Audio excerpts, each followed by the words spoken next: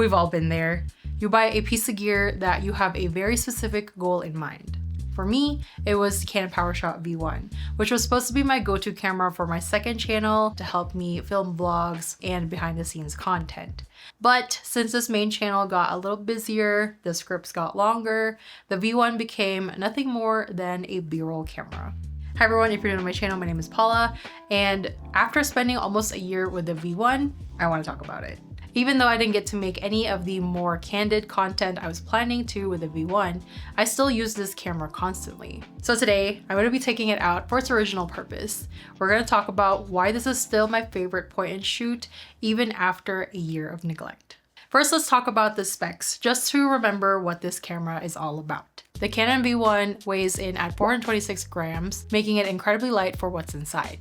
It's got that classic compact shape that fits into a jacket pocket, but they've added a proper facing tally light and a fully articulating screen, so solo shooters can actually see what they're doing. The V1 has a 1.4-inch sensor. It's bigger than the 1-inch sensors in the Sony ZVs, giving you better dynamic range and much cleaner low light performance. You're also getting 22.3 megapixels, which is great for stills, but for us video people, it means 5.7K oversampled 4K. The lens has a built-in 16 to 50mm equivalent, so that gives you that nice 16mm where you can hold it at arm's length and it still shows your head and shoulders and a little bit of the environment. And of course, you can go up to 50mm for those tighter shots. The aperture is at f2.8 to 4.5. While f2.8 at the wide end isn't the fastest, that larger sensor helps compensate for the light loss when you zoom in. In terms of frame rates, you have 4K 24 or 30, which gives you full sensor width, no crop, and it looks beautiful. At 4K 60, there is a 1.4 times crop, so keep that in mind for your slow-mo shots. If you guys saw my first impressions video of the V1, you guys know that I talked about the 3-point and the filter that's built in. It also has a mic port as well as a headphone jack, which are all gonna come in handy for most run and gun shoots.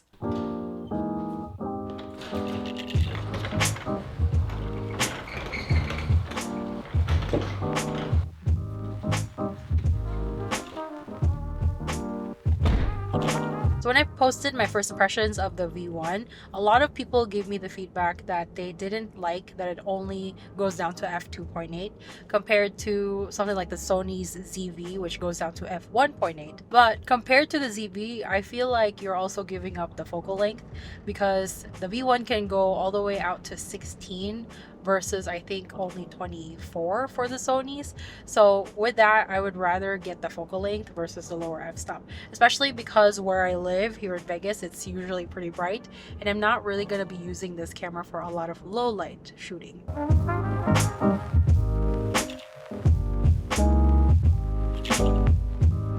Right now it's about 90 degrees outside. It's starting to warm up to summer weather, but this is actually a good time to talk about the reliability of the Canon V1. So the Canon V1 actually comes with a built-in fan. So at any extreme temperatures like we have today, this is not going to have any issues. For any kind of like point and shoot smaller cameras, they are going to start to overheat maybe around the 15-minute mark, but because it has a fan, it is pretty reliable and it hasn't given me any of that problems. In fact, last summer we actually filmed the Hummer EV video, and that was also during the high 90s, and we took it on a long road trip, but I never had the overheating message.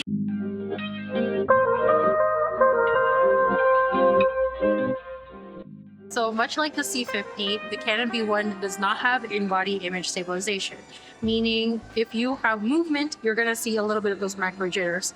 But because the V1 is small and compact, it is pretty easy to keep steady, and it also has lens stabilization, so you're still going to have a little bit of assistance with that.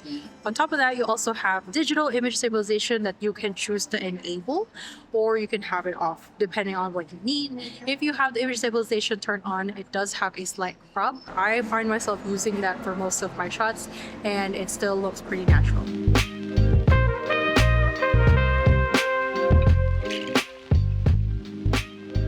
So quick intermission, we are supposed to have lunch and we're taking the tram, which I've never taken.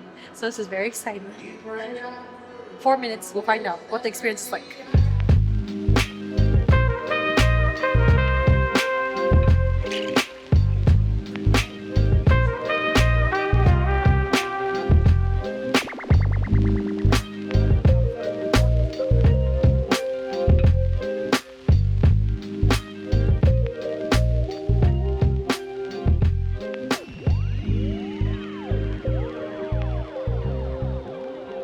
I wanted to talk about one of the best things about having the V1, which is its size.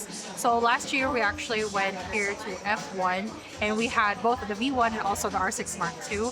When we actually got to the venue, they didn't allow us to bring in the R6 because it's considered a professional gear where you need a media pass, which we did not have. When I went to security and they saw that I had the V1, they didn't even blink. So honestly, this is a good way to have the V1 be your way to get into events that have maybe a bit more gear restrictions.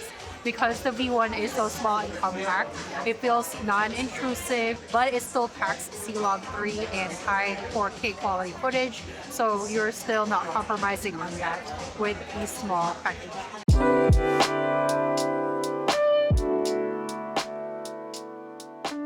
The Canon V1 is compact, but it is not the smallest. Like we compared earlier, the Sony ZVs are a smaller camera. I feel like the V1 is still more ergonomically designed as far as the shape and the grip size. The red border recording indicator is very helpful for solo shooters, so it takes the guesswork out of whether you are actually recording or not, and it also has the red tally light at the front.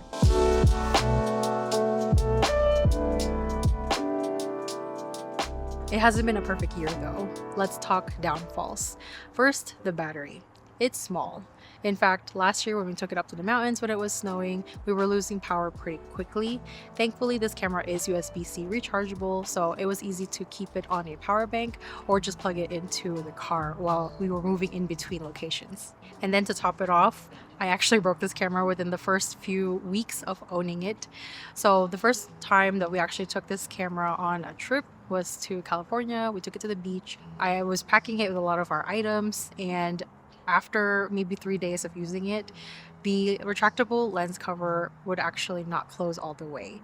I didn't think too much of it at first, and I kept trying to manually close it, which worked for a little bit, but eventually it just stopped closing altogether. Thankfully, I did also grab warranty when I bought it, and that was actually the first time I've ever had warranty on any of my cameras. Granted, I did lose a lot of time with it because it took them a couple of weeks to get it repaired, so I had to wait for it basically in recovery before I could work with it again. If anything, that just served as a lesson. Even though this camera is made to be a little bit more rugged and more for those point and shoots, grab and go type of situations, you still have to be mindful of all the moving parts.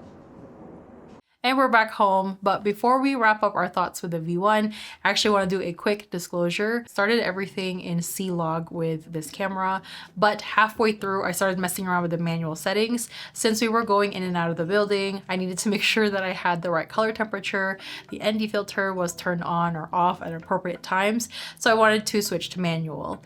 But I actually forgot to turn C-Log back on, so I accidentally ended up with a lot of footage shot in auto, and I was honestly kicking myself for doing that. When I realized it, I knew I was gonna have a lot more work cut out for me in editing, since I now lost the ability to have the dynamic range of C-Log and I'm stuck with auto. So I was hoping and praying that the footage was actually still salvageable. To my surprise, when I got home, I previewed the clips and they actually looked phenomenal. So if you ask me if the V1 is still worth it today, I would say if you are a creator that's looking for a stealth option to have for specifically vlogging, or maybe something to help with your mirrorless camera workflow, the V1 is definitely going to be a great tool for you to use. As long as you're aware with its limitations as well as its strengths, it is definitely a capable camera. Today was actually a good reminder for me to realize that this is actually one of my staple cameras.